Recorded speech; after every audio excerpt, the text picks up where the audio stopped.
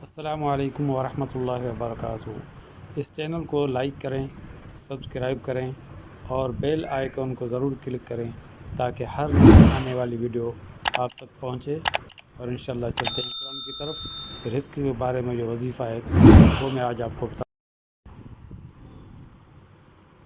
جی آپ کوئی اگر نیا کاروبار کرنا چاہتے ہیں یا آپ کا پرانا کاروبار پہلے سے موجود ہے، اس کی کامیابی اور خوشحالی کے لیے اس آیت کو روزانہ 14 مرتبہ پڑھیں۔ انشاءاللہ تعالی کاروبار میں برکت ہوگی۔ للہ ما فی السماوات والارض وان اللہ هو الغنی الحمید۔ ترجمہ: اللہ ہی کے لیے ہے جو کچھ آسمانوں اور زمین میں ہے، بے شک اللہ ہی بے نیاز تعریف کی گئی صفات ہے۔ پارہ نمبر 21 سورہ لقمان آیت نمبر 26۔